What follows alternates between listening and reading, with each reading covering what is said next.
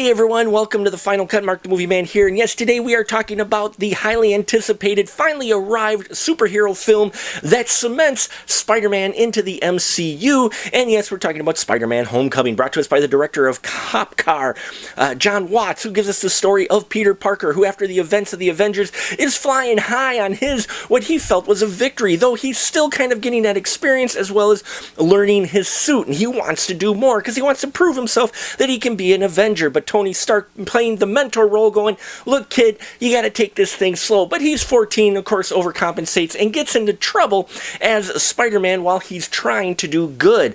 He soon crosses paths with a man named Adrian Toomes, played by Michael Keaton, who is aka the Vulture, who's been running an underground weapons manufacturing for a number of years now, and they're based off of alien technology, and Spider-Man is disrupting his business. And we see how these two clash, how Spider-Man comes to terms, learns to mature in his role as Spider-Man, and all of this unfolding in the MCU. This was a lot of fun. I'm not sure where a lot of people were saying, oh, this is a bad Spider-Man film. You know what, for me, I'm not that heavily into Spider-Man, so maybe that's it. But I had a blast with this movie. I thought it was very entertaining. Tom Holland's Peter Parker is definitely different from the other Peter Parkers that we've seen. He's got that awkwardness to him, overconfidence in many ways, which is his own doing at times.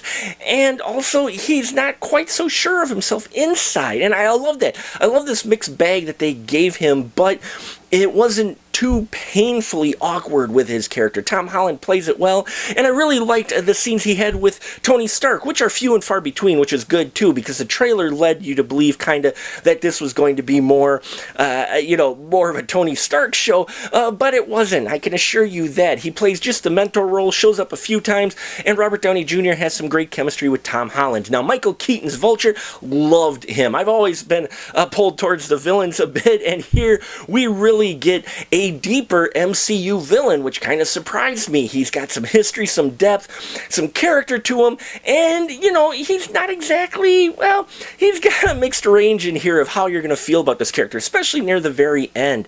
I just loved how Michael Keaton played him, though, because he played him with this darker side to him, this side that some people may not be familiar with. I enjoyed ever since I've seen him in, Pacific Heights and that. He can do that darker side, and he brings a cold... There's a scene in here between him and Tom Holland later on in the movie, and Keaton is dealing some dialogue, and it's so icy and so just...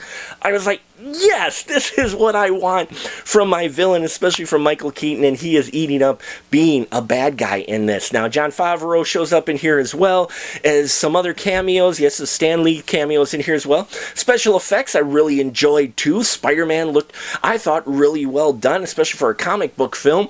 And, a lot of the explanation that they came up with. We don't get an origin story, but we get to see him gaining his superhero feat, if you will, a little more. And I enjoyed that quite a bit. There's an arc with his character. He does learn, which you don't exactly get sometimes from your superhero characters, but for the most part, folks, we've got to remember, not all comic book films are made for people my age, or the 30-something geeks, or even the mid-20s to early 30s-something geeks, like some of these other MCU films. This film is made for a target audience, definitely within the young adult teenage years, and let me tell you, my two teenage boys had a blast with this movie, and that target audience right there, that film hit with it.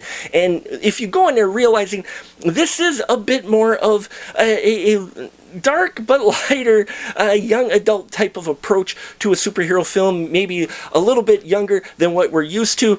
If you go into that, you may not be as disappointed. Me, I didn't have any expectations, and I came out really enjoying Spider-Man Homecoming. So I give it 4.5 stubs, okay?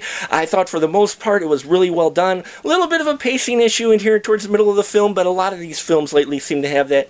But overall, I had fun smiling, and yes, there are two after credit sequences. One of them in particular I enjoyed because it was different as well from what we've seen from the MCU in the past. So check it out. If you have seen this, please leave your comments down below. Love to hear your thoughts. Make sure you subscribe to our channel. Thank you for your support. Until next time, remember, keep that ticket stub.